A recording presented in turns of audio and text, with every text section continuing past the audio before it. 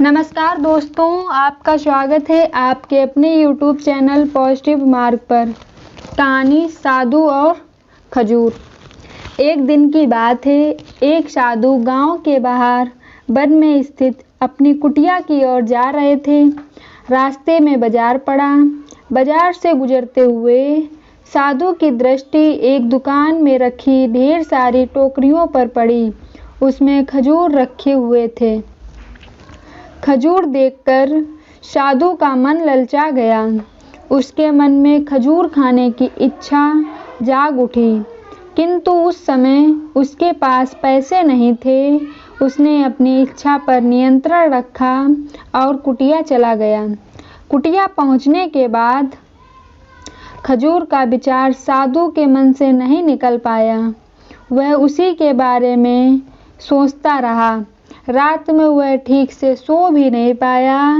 अगली सुबह वह जागा तो खजूर खाने की अपनी इच्छा की पूर्ति के लिए पैसे की व्यवस्था करने में लग गया। सूखी लकड़ियां बेचकर खजूर खरीदने लायक पैसों की व्यवस्था अवश्य हो जाएगी। यह सोचकर वह जंगल में गया और सूखी लकड़ियां बीनने लगा। काफी लकड़ियां एकत्रित करने के बाद उसने उसका गट्ठर बनाया और उसे अपने कंधे पर लादकर बाजार की ओर चल पड़ा। लकड़ियों का गट्ठर भारी था, जिसे उठाकर बाजार तक की दूरी तय कर पाना आसान नहीं था, किंतु साधु चलता गया। थोड़ी देर में उसके कंधे में दर्द होने लगा, इसलिए विश्राम करने वह एक स्थान पर रुक गया। थोड़ी देर विश्राम कर वह पुनः लकड़ियां उठाकर चलने लगा। इसी तरह रुक रुक कर किसी तरह वह लकड़ियों के गट्ठर के साथ बाजार पहुंचा। बाजार में उसने सारी लकड़ियां बेच दी। अब उसके पास इतने पैसे इकट्ठे हो गए जिससे वह खजूर खरीद सके। वह बहुत प्रसन्न हुआ और खजूर की दुकान में पहुंचा। सारे पैसों से उसने खजूर खरीद लिए और वापस अपनी कुटिया की ओर चल पड़ा। कुटिया की ओर जाते जाते उसके मन में विचार आया कि आज मुझे खजूर खाने की इच्छा हुई, हो सकता कल किसी और वस्तु की इच्छा हो जाए।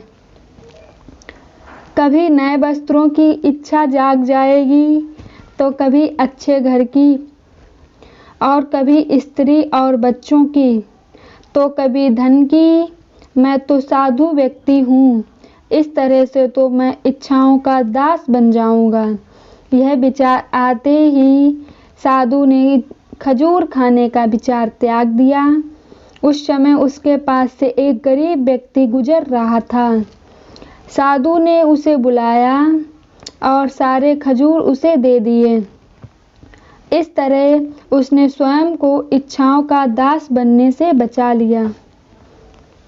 इस कहानी से कुछ नया ये सीखने को मिलता है कि यदि हम अपनी हर इच्छाओं के लिए हार जाएंगे तो सदा के लिए अपनी इच्छाओं के दास बन जाएंगे। और मन चंचल होता है, उसमें रह रहकर इच्छाएं उत्पन्न होती रहती हैं, जो उचित भी हो सकती हैं और अनुचित भी हो सकती हैं। इच्छाओं पर नियंत्रण रखना अति आवश्यक है। सोच विचार कर इच्छाओं के आकलन के उपरांत ही उनकी पूर्ति के लिए कदम बढ़ाना चाहिए। तभी जीवन में हमें सफलता प्राप्त होगी। हमें इच्छाओं का दास नहीं बनना है, बल्कि इच्छाओं का अपना दास बनाना है। Thanks for watching this video. Please like, share and subscribe my YouTube channel.